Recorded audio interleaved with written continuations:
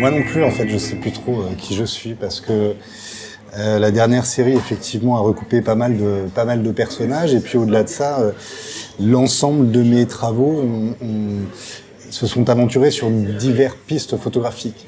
Et c'est ça qui m'intéresse en général, moi, c'est d'explorer, de chercher, de poser des questions qui peuvent prendre différentes formes. Donc c'est vrai qu'à l'arrivée, on ne sait plus forcément quelle est sa route quand on en a utilisé plusieurs. Alors pour le projet The Other, ça a été un peu particulier parce que j'ai vécu en Inde, j'ai vécu plus de 2 ans en Inde, et les personnages qui sont à l'arrivée dans ce travail sont des gens que j'ai réellement rencontrés, mais dont j'ai reproduit sur moi-même l'apparence, en achetant des vêtements, en travaillant avec un coiffeur, donc les coupes de cheveux, les barbes, les moustaches, tout ça sont réels.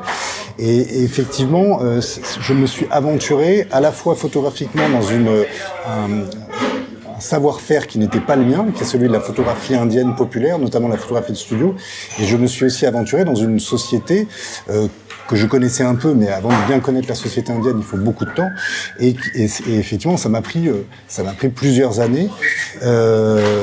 J'allais dire avant que je m'ennuie avec ce projet. Et je crois qu'en fait, je me suis jamais vraiment ennuyé avec ce projet parce que j'aurais pu le continuer une vie entière. Et à un moment donné, voilà, où j'ai estimé que j'avais fait quand même un bon parcours sur cet univers-là et qu'il fallait que je l'arrête. Et donc ça, c'était en 2014. Donc j'ai mis 5 ans pour vraiment terminer ce projet. Concrètement, j'avais 2 personnes systématiquement avec moi. D'abord un coiffeur qui m'a fait les différentes coupes de cheveux parce que, comme j'insiste souvent là-dessus, c'est que ce sont des vraies coupes de cheveux avec ma vraie barbe, des vraies moustaches. Je me suis rasé la tête, j'ai eu les cheveux très longs, etc. Donc il y avait la nécessité d'un coiffeur et d'un assistant qui, lui, prenait les photos, mais j'avais un retour écran qui me permettait instantanément de voir les poses que je faisais. Parce que j'ai beaucoup travaillé sur les poses en m'inspirant d'autres photographies de studio que j'ai récupérées dans les studios indiens. Et c'est assez important parce que un petit détail dans la pose fait que la photo va marcher ou ne va pas marcher.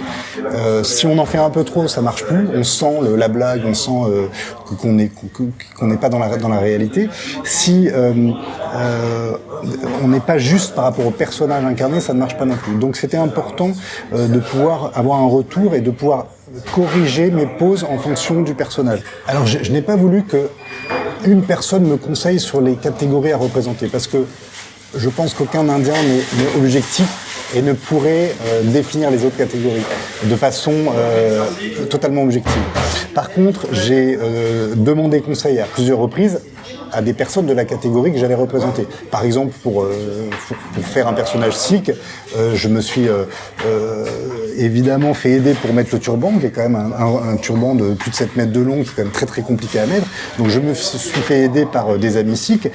Et ce qui était intéressant de voir quand je représentais leur catégorie, c'est le souci du détail. Et pour donner un exemple, sur le premier personnage que j'ai fait, qui était justement un sikh, j'avais emprunté ce jour-là les habits d'un chauffeur sikh, donc avec son turban gris, son uniforme gris, qu'il m'avait prêté pour le temps de la photo.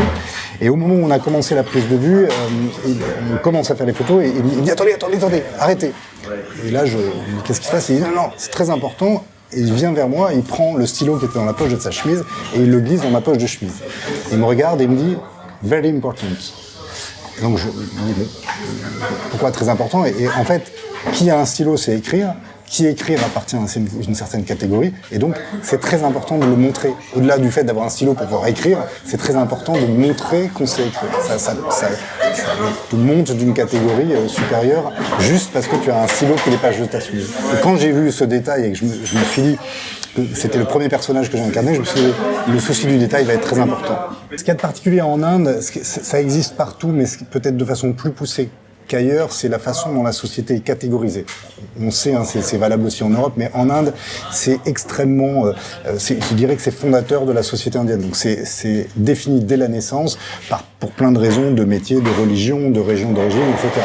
Donc c'est vrai que là-dessus, c'était un pays où il était intéressant d'aller justement explorer comme ça, une à une, plusieurs de ces catégories, pas toutes parce qu'il y en a tellement que j'ai évidemment pas pu toutes les faire, mais plusieurs d'entre elles, et aussi d'explorer, et ça c'est particulièrement ce qui m'a intéressé en tant que photographe, comment chaque catégorie se photographie et se représente face à l'appareil photo. Parce que le studio photo et l'appareil photo est une façon d'asseoir son statut visuellement en posant et en représentant ce qu'on souhaite être dans sa catégorie, qui elle-même se définit par rapport aux autres. Et c'est pour ça que le projet s'appelle The Others, entre autres, c'est parce que quelqu'un existe par opposition aux autres. Il existe dans sa catégorie parce qu'il y a d'autres catégories qui sont différentes.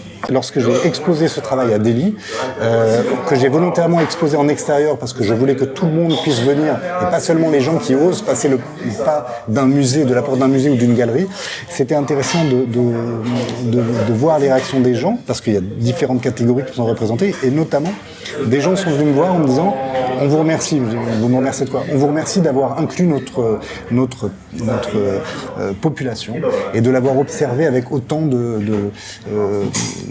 d'attention parce que beaucoup de catégories s'ignorent les unes par rapport aux autres. Et beaucoup de gens, et en Inde c'est assez violent quand on n'est pas habitué à ce pays, c'est qu'il y a des gens qui sont totalement ignorés par d'autres. Et c'est vrai que le fait que j'ai pris ce temps de les observer et de les représenter dans ma série, pour eux c'était important.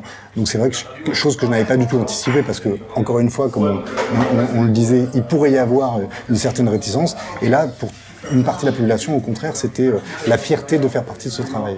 Il y a toute une partie du travail qu'on voit dans le livre avec les différentes phases où à des moments je m'aventure sur des esthétiques qui sont laides pour nous, hein, c'est-à-dire qui sont pas celles qu'on a l'habitude de voir, où justement je m'amuse de ces esthétiques qui sont totalement subjectives, qui vont être belles pour les uns et laides pour les autres, sans préoccupation de savoir si ça va plaire ou pas. Parce que ce qui m'intéresse, c'est justement de réfléchir par rapport à l'esthétique et pas de faire une belle image. Donc pour vous donner un exemple, quand j'ai fait le livre avec Xavier Barral, à un moment donné, on feuilletait la maquette et il y a une double page, il me dit non, mais celle-là, elle est ignoble, tu veux pas qu'on l'enlève?